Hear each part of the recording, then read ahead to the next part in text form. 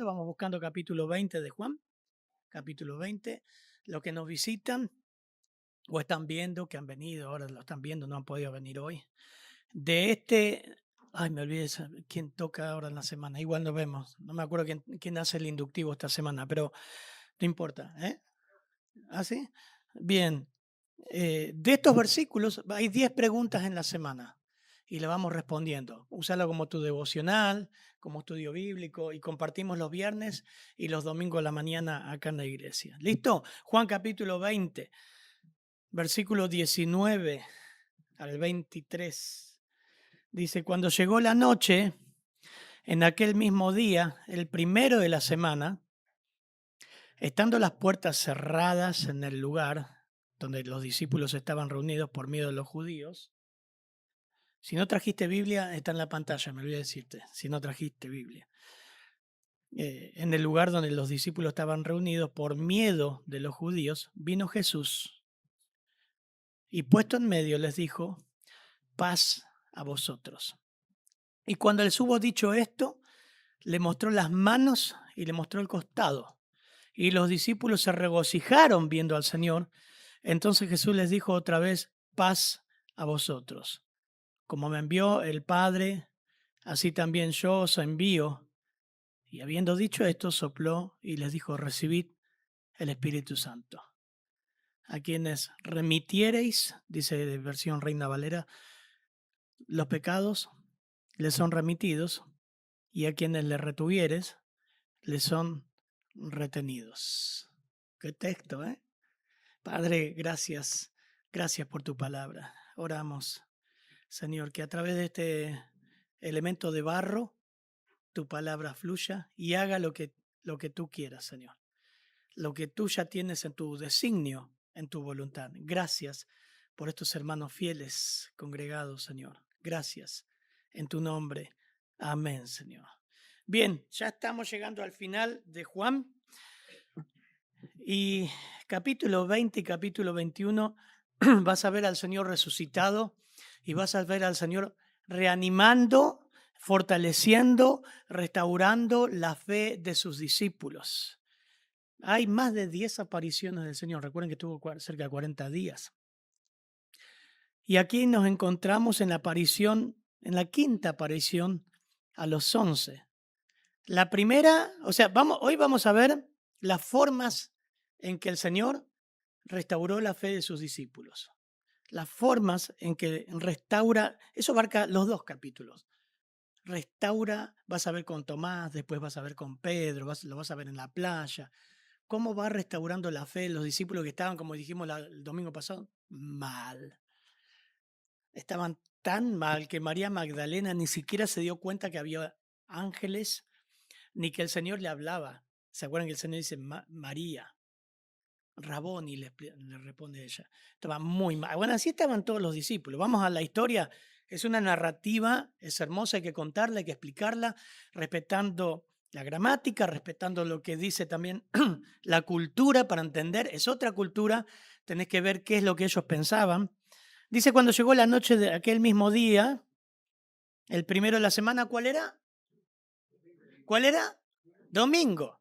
Estando las puertas cerradas, las cámaras de seguridad puestas afuera, estaban mirando ahí con el celular quién se movía.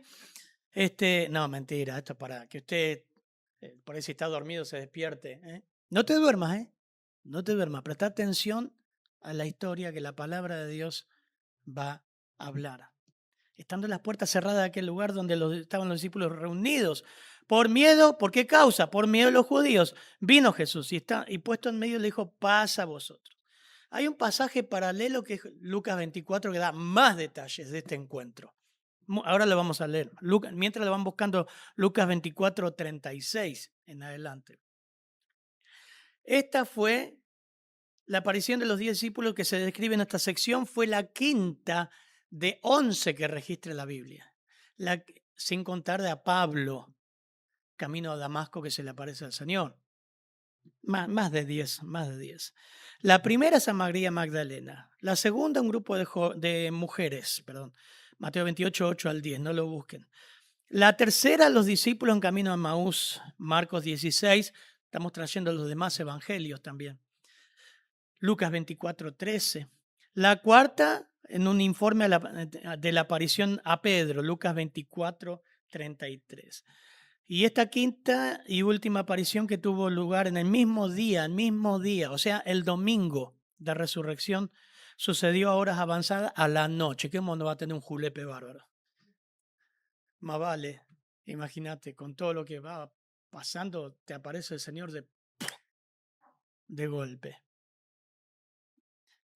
Lucas da este detalle, miren, Lucas 24:36. En primer lugar, vamos a ver la aparición que anima a los discípulos, la aparición. Y bueno, dice, mientras ellos aún hablaban estas cosas, todo lo que había acontecido, Jesús se puso en medio de ellos y le dijo, paz a vosotros. Acuérdense que Juan, hay que complementar, se complementan los evangelios. Dice que ellos estaban puertas cerradas, los portones cerrados. ¿Vieron cuando te vas a dormir y decís, cerraste la puerta, pusiste la alarma? Entonces, si tiene alarma. Mi mamá tiene como 3 cerraduras en la puerta. Le digo, le digo, si quieren entrar, van a entrar igual. Si puede ponerle una más, le pone. Cámaras, todo. Bueno, vive sola. El miedo, ¿no? Pero acá no era miedo al robo.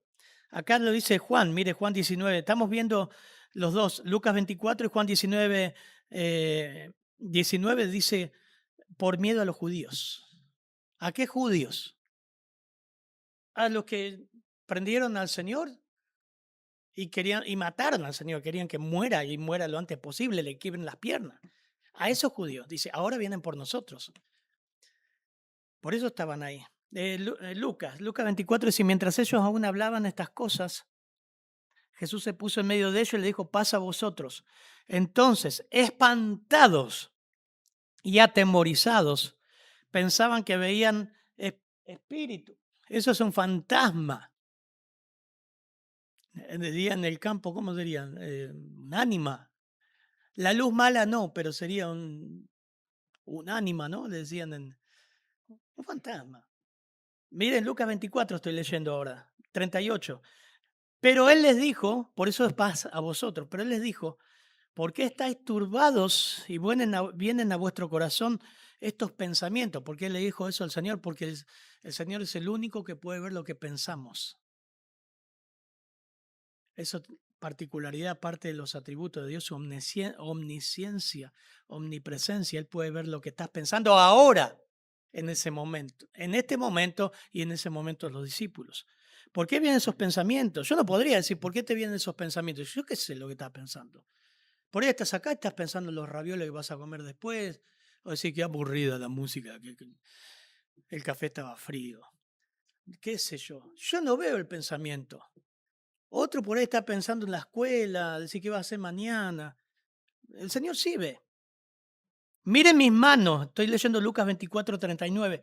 Mis pies, que yo mismo soy, palpad y ved, porque un espíritu, o sea, un fantasma, no tiene carne ni hueso. Que bueno, ¿no? Una piña para el docetismo, una piña para el gnosticismo también. Miren, ellos no tienen carne, porque un espíritu no tiene carne ni hueso como veis que yo tengo.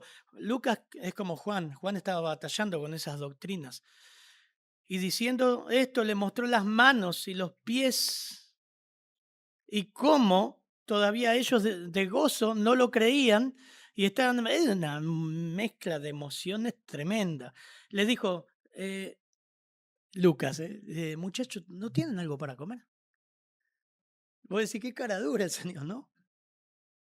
¿No te quedó algo el asado anoche? ¿Viste? No tienen algo para comer. Estoy leyendo Lucas, pero van a ver que en Juan también el Señor hace un asado o un desayuno en la playa. Es precioso, hermano. Yo lamento si, no sé, no estás siguiendo Juan, ahora lo vas a empezar a seguir. Es hermoso cómo termina. ¿No tienen algo para comer? Entonces, versículo 42 de Lucas 24, le dieron parte de un pez asado y un panal de miel. Y él lo tomó y comió delante de ellos, Lucas. Y les dijo estas cosas, estas son las palabras que os hablé aún estando con vosotros, que era necesario que se cumpliese todo lo que está escrito de mí en la ley de Moisés y los profetas y en los salmos. Entonces les abrió el entendimiento para que le comprendiesen las escrituras. ¿Se acuerdan el domingo pasado? Dice que no entendían la escritura, todavía no les caía que el Señor había resucitado porque no habían comprendido las escrituras. Así está escrito, que fuera necesario, que se predicase su nombre y también que se predicase, versículo 47, en su nombre arrepentimiento y el perdón de pecado en todas las naciones, comenzando desde Jerusalén. Me cansé.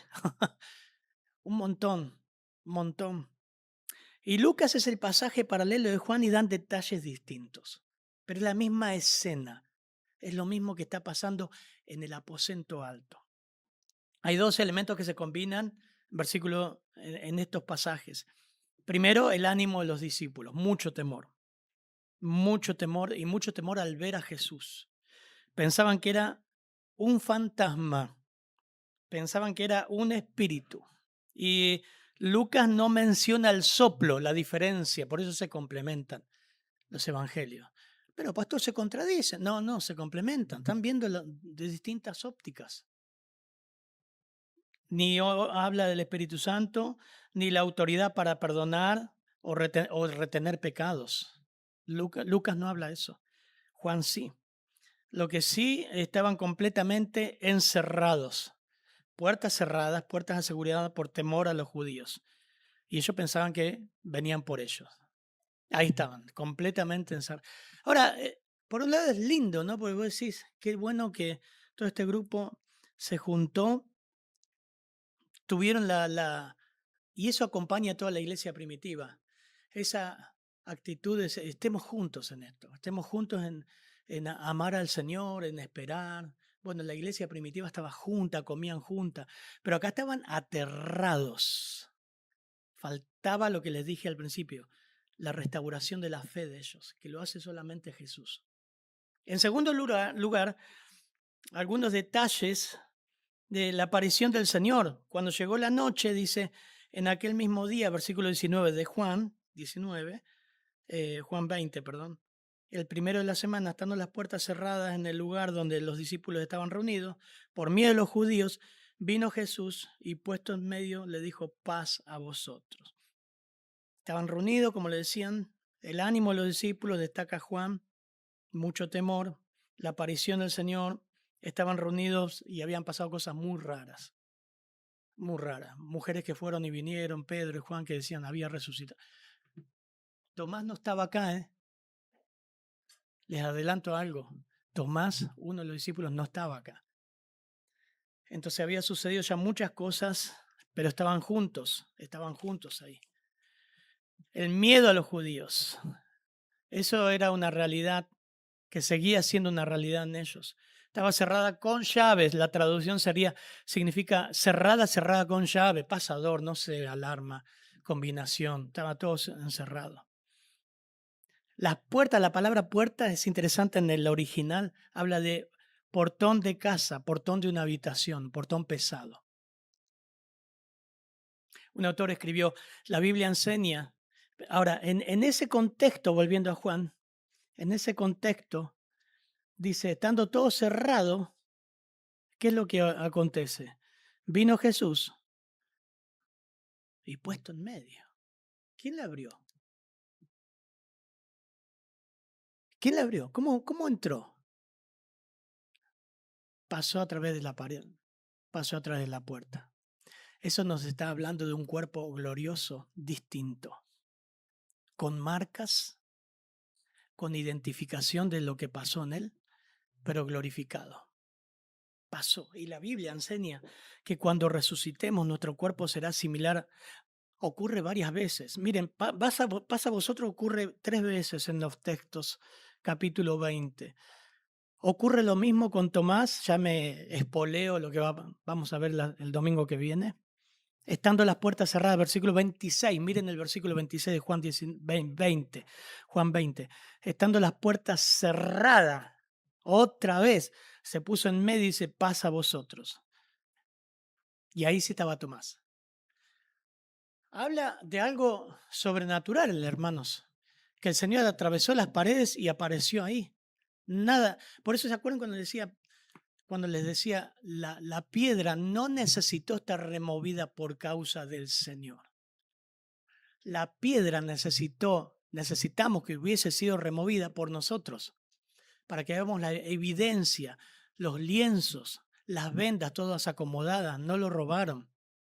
El Señor no necesitaba que la tumba estuviera abierta, pasó a través de eso, un cuerpo glorioso. Y eso es lindo porque nos da gusto ver de cómo Dios nos da como un vistazo de lo que va a pasar en el futuro con nuestros cuerpos. Y la Biblia enseña que cuando resucitemos, nuestro cuerpo será similar al del Señor Jesús resucitado. Y así como pudo atravesar paredes, puertas, cuando resucitemos tendremos esa capacidad y sin embargo será un cuerpo que podremos reconocer. Yo no sé si más feo, más lindo, qué sé yo, si te van a mejorar un poquito, no sé, no importa eso, hermano, pero va a ser un cuerpo perfecto. ¿Quieren ver un poquito, un chiquitito? Vamos a 1 Corintios capítulo 15, versículo 51.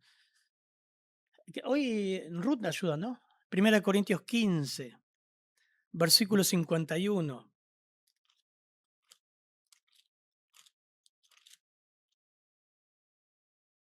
Miren, bueno, hay que hablar todo el capítulo 15 porque mucha gente, como puede pasar ahora, en el tiempo de Pablo y la iglesia primitiva decía que no hay resurrección, ¿cómo va a haber resurrección de cuerpo? No queda nada. O sea, usted se muere, ni los huesos quedan con los años. Se desintegra completamente. ¿Cómo habla? Bueno, no creían. Pablo, en 1 Corintios 15, desarrolla todo un argumento mostrando la realidad de la resurrección de creyentes y no creyentes. Vamos a leer solamente del versículo 51 al 58, por favor. He aquí, os digo un misterio. No todos dormiremos, pero todos seremos transformados. En un momento, en un abrir y cerrar de ojos, a la final trompeta, porque se tocará la trompeta y los muertos serán resucitados incorruptibles y nosotros seremos transformados. Porque es necesario que esto corruptible se vista de incorrupción y esto mortal se vista de inmortalidad. Y cuando esto corruptible se haya vestido de incorrupción y esto mortal se haya vestido de inmortalidad, entonces se cumplirá la palabra que está escrita: sórbida es la muerte en victoria. ¿Dónde está, oh muerte, tu aguijón? ¿Dónde, oh sepulcro, tu victoria? Ya que el aguijón de la muerte es el pecado, y el poder del pecado, la ley, mas gracias sean dadas a Dios, que nos da la victoria por medio de nuestro Señor Jesucristo. Así que, hermanos míos, amados, estad firmes y constantes, creciendo en la obra del Señor siempre, sabiendo que vuestro trabajo en el Señor no es en vano. Es fácil en este punto desviarse y hablar de otro tema que a mí me encanta. ¿Qué va a pasar con nosotros cuando muramos? ¿Qué va a pasar con nuestros cuerpos? ¿Qué va a pasar con si morimos? ¿Dónde va el creyente? Bueno, tengo un montón para hablar de eso, pero tendría que ir a 1 Corintios. Lo primero, vamos a redondear, porque iba a traer Wayne Gruden y leer, pero nos vamos del texto y tengo que respetar a Juan, el Evangelio de Juan. Entonces, lo que sí dice el Señor, ausente en cuerpo, presente al Señor. Punto. Ausente en cuerpo el creyente, presente al Señor. La persona que no ha creído en el Evangelio, ausente en cuerpo, va al infierno. Una antesala al lago del fuego. Pero ¿qué pasa ahí? No hay un tiempo de espera. Sí, el alma va al Señor. No creemos, la Biblia no habla de que el alma duerme inconscientemente en un estado de inconsciencia. No habla de eso. Habla que consciente, alabando, bendiciendo al Señor en el cielo mismo. Y en un tiempo, en un momento, lo que dice Pablo, después leanlo con el mate a la tarde en su casa, donde en un momento el Señor va a venir y nos va a dar cuerpo. Si la iglesia es llevada, en el mismo momento, milagrosamente, en un abrir y cerrar de ojos, va a ser resucitados los muertos en Cristo sus cuerpos, y nosotros hemos revestido en el aire, con cuerpo glorificado. Eso ocurre en el mismo momento del rapto. Pero en el cielo, hermanos, es seguro, y estaremos conscientes. Hoy estarás conmigo En el paraíso le dijo al ladrón, no estarás en el paraíso durmiendo, esperando el cuerpo. No, demás hermanos, todos esos misterios los sabremos en el cielo mismo, pero nos da la seguridad de salvación impresionante, impresionante. Que tendremos cuerpos gloriosos, lo está diciendo el cuerpo, lo está diciendo Pablo respecto al cuerpo. Es necesario que esto corruptible se vista de inmortalidad, de incorrupción. Hermoso. Lucas relata que Jesús comió asado y un panal de miel, o sea que ese cuerpo vamos a poder comer en el cielo, sin colesterol, sin acidez, todo el dulce que queramos, todo. No sé, ¿qué vamos a comer en el cielo? No sé, no tengo idea, pero dice que tenemos la capacidad de comer. Bueno, y el milenio habla de eso también, los 1000 años con Cristo. El Señor va a dominar en esta tierra 1000 años. Fue la promesa de los padres a Israel. Y con su iglesia, con un cuerpo físico y con vara de hierro, dice a las naciones. Bueno, ven que es muy fácil irnos para ese lado. Pero lo que te estamos mostrando es que el Señor resucitó con un cuerpo glorioso y estando las puertas cerradas aparece a la noche. Yo me pego un jabón, hermanos. Imagínate, están sufriendo que el Señor murió. Estaban buscando un cadáver. Y de repente el Señor aparece de noche, pasa a vosotros, mamita querida. El jabón, más el misticismo y la superstición que rodeaba a la cultura judía. En segundo lugar, su saludo. Versículo 19, por favor, hermana.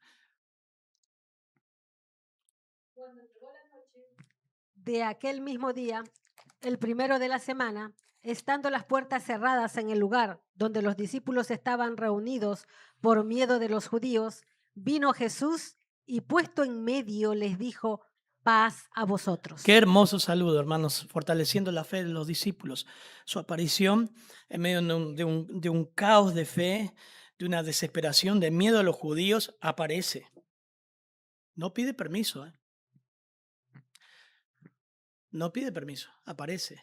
Siempre fue el obrar de Dios así. Nunca Dios te va a pedir permiso. No, pastor, no me diga eso porque Apocalipsis 3:20 dice, he aquí yo estoy a la puerta ahí, llamo. Si alguno abre la puerta, yo entraré a él y cenaré con él. No, hermano. Está hablando la iglesia de Laodicea, el mensaje de las 7 iglesias. La última, las iglesias del espiral descendente, que eran tibios, pecadores, seguramente muchos no creyentes, y esa iglesia tenía al Señor afuera. Hablan de un simbolismo. El Señor no estaba en esa iglesia. Cenar, comer era un símbolo de comunión. Entonces está diciendo al Señor, yo quiero tener comunión. Es como que te diga, Cacho, no leíste la Biblia en toda la semana, no oraste. Yo estoy fuera de tu vida, ¿eh? Yo quiero estar con vos en todo momento. Eso es Apocalipsis 3:20. Pero para salvar Dios no pide permiso a nadie. Y para hacer su obra no pide permiso a nadie. No hay quien diga qué tenés que hacer. Bien, saludo. Paz a vosotros. Es la palabra shalom en hebreo. Es la palabra eirene en griego. Y era el deseo que el Señor una y otra vez anteriormente dijo a sus discípulos. Shalom. Os he hablado estas cosas, Juan 16:33, San Juan 16:33. Os he hablado estas cosas para que en mí tengáis paz. En el mundo tendréis aflicción, pero tened valor, yo he vencido al mundo. Juan 14:27, la paz os dejo, mi paz os doy. Yo no la doy como el mundo la da. No se turbe vuestro corazón ni tengan miedo. Una y otra vez. Paz a vosotros. Esa palabra shalom, buscándola en el original, lo que significaba en el hebreo, no hablaba de ausencias de guerras. Implicaba bienestar, implicaba reconciliación con Dios, hablaba de seguridad, hablaba de plenitud, hablaba de bendición, hablaba de vida en armonía. Y podría haberlos reprendido varias veces, ¿no? Los discípulos, otra vez. ¿Cuántas veces le tengo que decir, paz a vosotros? Pero acá la hace 3 veces. Y es hermoso este saludo. Paz. Cuando predicamos el evangelismo con pintura, siempre ponemos, ¿no? El mundo busca paz. ¿Se acuerdan de la década del 60? Adriana, de la década del 70. Cuando los hippies era paz y amor, ¿no? Paz, paz, paz. Estaba el símbolo, la paz. Todos buscaban paz y encontraban conflicto. El mundo busca paz en distintas cosas. En firmas, vamos a hacer un tratado de paz. Mentira, en pocos meses ya están con las guerras y la guerra mueve un montón de plata. Venden armas. Si no hay guerra, imagínate. El mundo busca paz en su matrimonio. Y ya se va al psicólogo, a consejeros matrimoniales y encuentra conflicto. Vos buscas paz, yo quiero salir de mi casa, es un infierno, voy a vivir solo y te encontrás que no tenés paz porque tenés problemas con medio mundo después. O sea, lo que hicieron tus padres lo volvés a hacer vos después. Peor, paz. Y encontrás conflicto. Siempre fue el tema de la lámina de evangelismo, ¿no? Siempre empiezo así, porque la gente busca eso. Busca eso. Hay un autor, yo lo puse acá, es Gate Spafford. Vivió entre 1828, miren qué viejo, 1828 y falleció en 1888. Él escribió un himno muy conocido, que hace mucho que no cantamos, creo. Estoy bien con mi Dios, ¿se acuerdan de ese himno? Estoy bien, gloria a Dios, con mi Dios. Pues miren la historia de ese himno. El himno de paz inundada mi senda ya esté, conocido en inglés como, bueno, en inglés no importa. Fue escrito por Horacio Gate Spafford, un abogado presbiteriano de Chicago. Vamos a la historia. La historia detrás del himno es profundamente conmovedora. En 1873, Spafford envió a su esposa y a sus 4 hijas en barco hacia Europa. Él debía reunirse con ellas unos días después. Durante el viaje, el barco Billing-Haven chocó con otra embarcación y se hundió en pocos minutos. Las 4 hijas murieron ahogadas. Solo su esposa sobrevivió y envió un breve telegrama que decía: Save it alone. Solo yo he sobrevivido. Me he salvado. Tiempo después, mientras Spafford cruzaba el Atlántico para reunirse con su esposa, el capitán le señaló el lugar aproximado donde habían fallecido sus hijas. Allí, con el corazón quebrantado, pero confiando en Dios, escribió las palabras: cuando la paz como un río acompaña mi camino, cuando las penas como las olas del mar me rodean, cualquiera que sea mi suerte, tú me has enseñado a decir: estoy bien, tengo paz con mi Dios. El himno no niega el sufrimiento, al contrario, proclama que la paz de Cristo, la paz que Cristo da, permanece incluso en medio de las pruebas más dolorosas. Y esa verdad refleja pasajes como Juan 14, 27 y Juan 20, 19. Paz, paz a vosotros. Pretendía calmar la intranquilidad y dar tranquilidad a los discípulos aterrorizados. Paz. Hay un pasaje en Jueces 6, en el llamamiento de Gedeón, si lo han leído. Si no has leído esto, lee el Antiguo Testamento. Yo voy a predicar dentro de poco un pasaje del Antiguo Testamento, es precioso, lo vamos a ver. Pero dice, dándose en el llamamiento de Gedeón, Jueces 6:2, Jueces 6:22, dándose cuenta Gedeón de que era el ángel de Jehová, exclamó: ay, Señor Jehová, pues he visto cara a cara al ángel de Jehová. Jehová le dijo: la paz sea contigo, no temas, no morirás. Entonces Gedeón edificó un altar a Jehová y lo llamó Jehová Shalom. Esto permanece hasta el día de hoy en Ofra de los Avieresitas. Siempre la presencia de Dios, cuando se aparecía a alguien, la persona quedaba petrificada. Ese fue el tema también de la reforma. ¿Cómo el hombre puede tener paz con Dios? ¿Cómo puede el hombre estar bien con Dios? Si todos somos pecadores, todos nacimos pecadores, ¿cómo puede ser que el hombre pueda estar bien con Dios? Las buenas obras, como dijimos, no te salvan. La filosofía de vida no te salva. Portarte bien no te salva. Venir a la iglesia no te salva. Rezar 3 Padres Nuestros y una Ave María no te salva. Entonces, creer no te salva. ¿Cómo que no? Y porque los demonios también creen y tiemblan. Bueno, Romanos 5.1 da la solución. Dice, justificados pues por la fe, tenemos paz para con Dios. Por medio de nuestro Señor Jesucristo, por medio de quien también hemos obtenido acceso por la fe a esa gracia en la cual estamos firmes. Si leemos Romanos 5.1, tenemos que leer, Ruth, por favor, el versículo 10 para entender el contexto. ¿Por qué hubo necesidad de una justificación? Romanos 5.10. 5:10. Sí.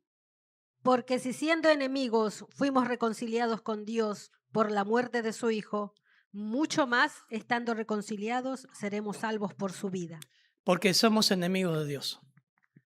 Nacimos naturalmente enemigos de Dios. Naciste naturalmente enemigo de Dios. Y esa enemistad puso una barrera entre nosotros. El pecado nos separa del Dios santo, santo, santo. Nada sucio entrará en la presencia de Dios. Entonces él tuvo que hacer algo judicial. El justo por los injustos para llevarnos a Dios. Sin sangre no hay remisión de pecado. Toda alma que pecare, esa morirá, dice Ezequiel. La paga del pecado es muerte. Es un tema serio nuestro pecado, ¿eh? Es un tema serio. No hay paz. Hablando de este shalom, paz a vosotros. ¿Cómo puedo tener paz con Dios? ¿Cómo es posible que el hombre esté en paz con Dios si es enemigo? Se ha constituido enemigo de Dios. Bueno, es que un santo, un justo muere por nosotros para pagar por nuestro pecado en la cruz. Fue tanto la asquerosidad de nuestro pecado que Dios tuvo que matar a su Hijo para que usted y yo podamos ser perdonados por sangre. Efesios 2.11, por favor, Ruth dice, por tanto, Efesios 2.11, acuérdense, otra vez la palabra que esta mañana la nombramos, ¿no? Somos desmemoriados, hermano. Somos desmemoriados como creyentes. Miren lo que dice, por tanto, versículo 11 al 16, por favor. Efesios 2. Por tanto, acordaos de que en otro tiempo vosotros, los gentiles en cuanto a la carne, erais llamados incircuncisión, por la llamada circuncisión hecha con mano en la carne. En aquel tiempo estabais sin Cristo, alejados de la ciudadanía de Israel y ajenos a los pactos de la promesa, sin esperanza y sin Dios en el mundo. Pero ahora en Cristo Jesús, vosotros que en otro tiempo estabais lejos, habéis sido hechos cercanos por la sangre de Cristo, porque Él es nuestra paz, que de ambos pueblos hizo uno, derribando la pared intermedia de separación, aboliendo en su carne las enemistades, la ley de los mandamientos expresados en ordenanzas, para crear en sí mismo de los dos un solo y un nuevo hombre, haciendo la paz, y mediante la cruz reconciliar con Dios a ambos en un solo cuerpo, matando en ella las enemistades. Enemistades, palabra clave, haciendo la paz, mediante la cruz, reconciliar con Dios. No hay forma de reconciliarte con Dios si no es a través de la cruz. No puedes tener paz con Dios. Así que si estás escuchando esto por primera vez, yo no sé si has pensado esto. Quizás crees que tenés relación con Dios, pero si no has tenido la paz con Dios a través de Cristo, creyendo en Cristo, creyendo que Él murió por vos en la cruz, creyendo que Dios odia el pecado y tiene una consecuencia terrible. Tenés que ir a Cristo y pedirle perdón por tu pecado. Tenés que ir a Dios. Ahora, creyentes también, porque nosotros podemos tener paz con Dios, ¿no? abolió en ella las enemistades, mediante la cruz nos reconcilió con Dios. Pero quizás nos falta paz, la paz práctica todos los días. La paz de Dios. Una cosa es la paz con Dios, otra cosa es la paz de Dios. Y eso nos dice en Filipenses 4, 6, 7. Dice, por nada estén afanosos, sean conocidas vuestras peticiones delante de Dios. Y dice, con toda oración, ruego, con acción de gracias, ¿no? Por ahí estás ansioso. Llovió toda la semana, no pudimos laburar lo que laburamos. Me llegó la boleta a la luz. Y te quita la paz. Problemas, enfermedades, circunstancias. Llévala a Dios. Falta de comunión con Dios. Te quita la paz con Dios. La paz de Dios, perdón. El siguiente versículo 7. Y la paz de Dios, que dice que sobrepasa todo entendimiento, guardará nuestros corazones y nuestros pensamientos en Cristo Jesús. Muchas veces nosotros como creyentes esta paz pasa a vosotros. No la podemos disfrutar porque no tenemos relación con Dios. No oramos, no leemos, no estamos en comunión. Así que ese era el lugar donde estaban reunidos, el aposento alto. De repente aparece a la noche, todo cerrado, dice, paz a vosotros. Qué lindo. Por ahí esta mañana te quiere decir eso, Señor. Paz a vosotros. Necesitas la paz con Dios. O quizás necesitas la paz de Dios. De Dios. Sus evidencias, versículo 20. Y cuando les hubo dicho esto, le mostró las manos y el costado. Y los discípulos se regocijaron viendo al Señor. Le mostró las manos y el costado. Y esta afirmación que hace Juan implica mucho. Implica mucho. La persona que está parada en el medio de ese círculo le está diciendo, es Jesús. No es alguien distinto, no es un fantasma. Las señales en la... Yo pensaba mientras leía esto, cuando vayamos al cielo, ¿habrá cambiado? Hermanos, ¿te das cuenta de eso? Que cuando vayamos al cielo y estemos con el Señor dentro de los millones de creyentes, vamos a poder al Señor ver todavía la marca de los clavos. Es impresionante. ¿Te das cuenta de eso? Las evidencias. ¿Sabes por qué fue este clavo? Escuchen. ¿Sabes qué es esto? ¿Sabes qué es esto? El lado izquierdo sería, ¿no? Donde está el corazón, que le abrió el soldado con la lanza. ¿Sabes qué es esto? Por vos y por mí. Yo creo que vamos a caer llorando, agradecidos. Esto fue no nos va a decir nada el Señor, pero vamos a ver esas marcas. Obviamente, le está diciendo, soy yo. Todo esto me identifica. Esta persona tiene un cuerpo real. Tomen nota los docetas, los gnósticos. Es un cuerpo real. Muestra el costado visiblemente con la cicatriz. O sea, un cuerpo glorificado, cuando veamos 1 Corintios 15, obviamente que va a estar completo, glorificado, perfecto. Perfecto. Si estudias la doctrina de la resurrección y cómo va a ser lo que es escatología, ¿no? La resurrección de los cuerpos van a ser perfectos. No va a tener marcas de amputaciones o marcas de la quimioterapia. La Biblia dice va a ser perfecto. Pero en el Señor, Dios quiso dejar esas marcas para que vos veas que fue por vos y fue por mí. No fue solo un espíritu de Cristo, no fue solo el espíritu de Cristo que había resucitado. Había señales corporales. La paz estaba pronunciada a los discípulos. No solo pronunciaba, sino que de hecho dada, real, que había sido comprada a gran costo. Le estaba diciendo, fue a gran costo la paz con ustedes. Tuvo un costo alto. En Lucas 24:39 dice, miren mis manos. Y también los pies le mostró. ¿Por qué los pies? ¿Por qué? Porque también tuvieron clavos. Obviamente que el cuerpo del Señor en la cruz y después de los latigazos estaba todo hinchado, desfigurado, molido, dice Isaías. Evidentemente el cuerpo del Señor mostró un cambio favorable, pero las marcas las quiso dejar Dios por causa de los discípulos, por causa de nosotros. Miren mis manos y mis pies, que yo mismo soy, palpad. Lucas 24, también lo dice Primera de Juan, palpad y ved, porque un espíritu no tiene carne ni hueso, o sea que el cuerpo tiene huesos, glorificado, ya con la rodilla sin dolor, sin reuma, sin artrosis, perfecto. ¿Cómo ves que yo tengo? Y diciendo esto le mostró las manos y los pies, y todavía ellos llenos de gozo no lo creían y estaban maravillados. Le mostró todo eso. Él seguía siendo el Jesús que había caminado con ellos, pero también ahora lo reconocen como su Señor en el sentido absoluto del título. Y no estaba Tomás, acuérdense que no estaba Tomás. No estaba Tomás.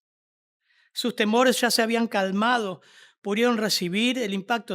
¿Captan la atmósfera de estar reunidos con mucho temor? El julepe que se pegaron, pero ahora dicen, soy yo, muchachos, soy yo. Palpen, vean. En cuarto lugar, versículo 21, por favor. Entonces Jesús les dijo otra vez, paz a vosotros. Como me envió el Padre, así también yo os envío. Bien, y el 22 dice, y habiendo dicho esto, sopló y les dijo, recibid el Espíritu Santo. A quienes remitiere los pecados les son remitidos y a quienes se los retuvieres les son retenidos. Uy, qué tema ahora. Ustedes querían llegar acá, ¿no? Yo lo conozco. ¿Qué es esto, pastor? ¿Cómo que sopló el Espíritu Santo? ¿Dónde queda Pentecostés? Bueno, el primero, vamos por parte.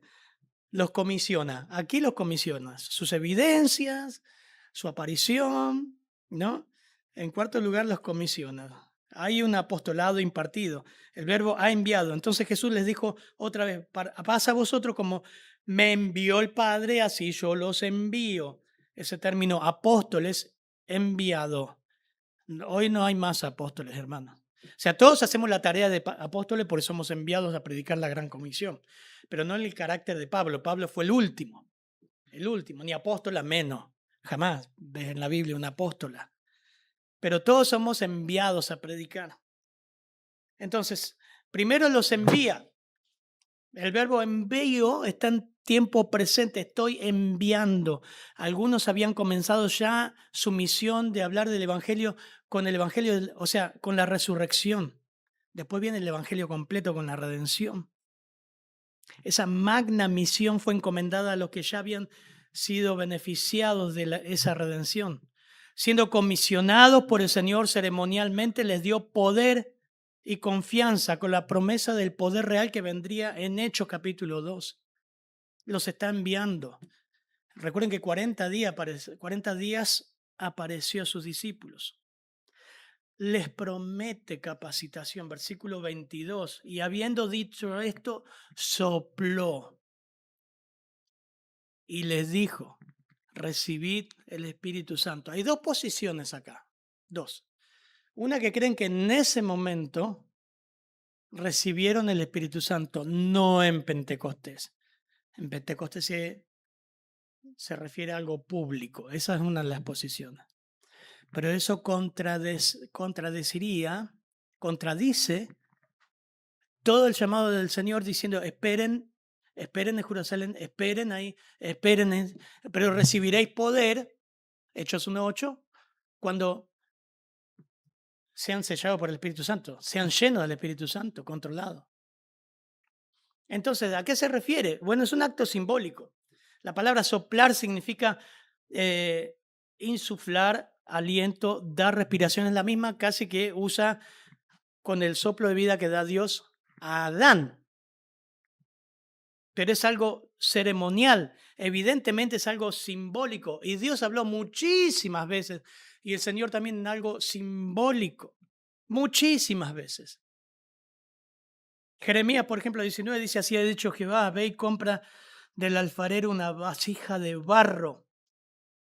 Lleva contigo ancianos del pueblo, 19, 10 sería.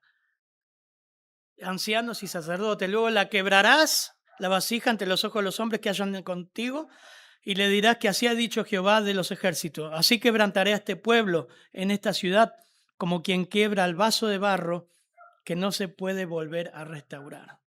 Bueno, tengo un montón de pasajes que hablan cómo Dios siempre, en el Antiguo Testamento y Nuevo Testamento, habló por símbolos, por símbolos. ¿Se acuerdan de Naamán? Segunda de Reyes 5:10, cuando le manda a bañarse en el río Jordán, se enoja Naamán. Dice, no hay río más limpio que este río barroso. 7 veces te vas a meter en el agua. ¿Pero por qué me manda ahí? Y se enoja. Y los mismos siervos le dicen, bueno, obedece y hacelo. Y quedó limpio de su lepra, dice como piel de bebé. Implicaba obediencia, sumisión ante las cosas que no entendemos, Dios lo manda. Siempre el Señor habló ahí. Claramente el Señor enseñó que no se daría el Espíritu Santo hasta después de la ascensión. Hasta después de la ascensión. Lucas 24:49, no lo busquen, dice, les ordena esperar en Jerusalén. Hechos 1:4-5 dice, deben esperar en Jerusalén. Así que es algo simbólico. Hechos 1:8, recibiréis poder cuando haya venido sobre nosotros, futuro está hablando, el Espíritu Santo y me seréis testigos. Fue una ilustración de poder. También tenemos Ezequiel 37, 9-14, cuando muy parecido, el profeta habla sobre los valles de los huesos secos y surge vida. Fue un acto muy emblemático representado de lo que vendría en ellos en algunos días. Un adelanto de la gran comisión, un anuncio simbólico del poder que recibirían. Es interesante cuando usted lee esto. ¿Qué pasó, pastor, acá? Es símbolo de lo que iba a ocurrir. En último lugar, en su promesa de capacitación, también su autoridad sobre el ministerio de ellos. Versículo 23, por favor.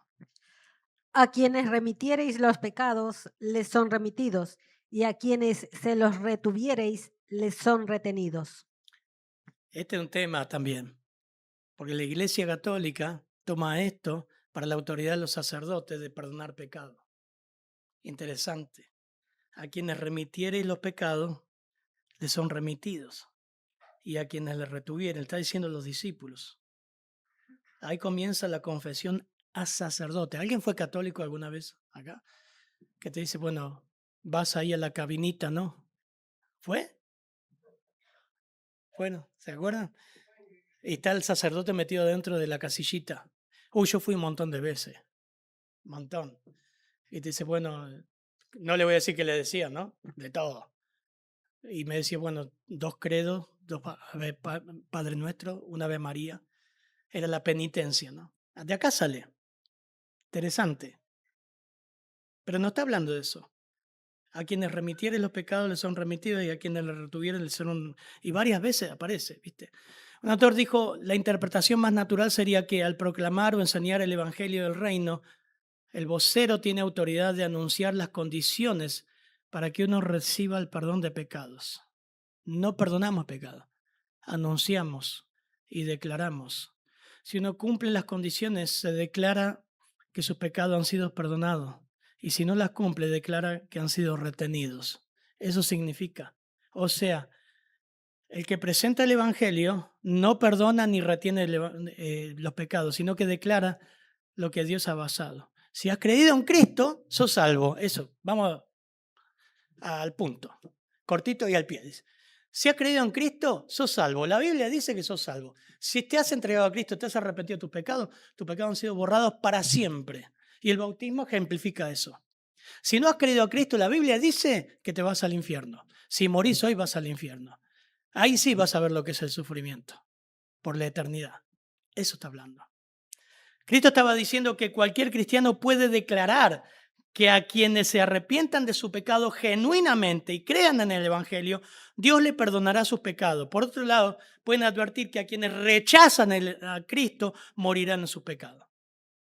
También en la iglesia, también un caso es cuando le dice a Pedro, a ti te daré las llaves del reino y todo lo que atares en la tierra será atado en los cielos y todo lo que desatares en la tierra será desatado en los cielos. Y ahí empieza el papado, ¿no? Pero no está hablando de eso. El genuino creyente tiene autoridad de declarar y afirmar que quién está atado al pecado y quién está libre. ¿Cómo? por la confesión. Dice, yo creía en Cristo. Bueno, está libre, hermano. Amén. Él está confesando que ha creído en Cristo. Eso es lo que nosotros hacemos en el bautismo. Mostramos a estos 8 o 9 hermanos que han declarado que han creído en Cristo. Y lo último, donde aparece también algo similar, algo así ocurre dentro de la iglesia. Los pastores, los creyentes tienen la autoridad y obligación de llamar al hermano pecador al arrepentimiento y hacerle ver su pecado. Y en consecuencia puede ser apartado de comunión por el mismo pueblo de Dios. Miren Mateo 18:15. Por tanto, si tu hermano peca contra ti, ve y repréndele estando tú y él solos. Esto es todo un proceso, ¿no? No voy a explicar ahora porque lleva mucho tiempo. Solos. Siempre el hilo conductor es ganar al hermano. Pero miren lo que dice. Si te oyere, has ganado a tu hermano. Amén. Si no te oyere, toma aún contigo a uno o dos para que en boca de 2 o 3 testigos conste toda palabra. Si no los oyere a ellos, dilo a la iglesia. Y si no oyere a la iglesia, tende por gentil y publicano. Y ahí dice el 18. De cierto os digo que todo lo que atéis en la tierra será atado en el cielo, y todo lo que desatéis en la tierra será desatado en el cielo. Otra vez os digo que si 2 de vosotros se pusieren de acuerdo en la tierra acerca de cualquier cosa que pidieren, les será hecho por el Padre que está en los cielos. Tremendo es eso. Porque donde están 2 o 3 congregados a mi nombre, allí estoy en medio de ellos. Pero el contexto es disciplina, no es la reunión de oración. No está hablando de orar, está hablando de disciplina.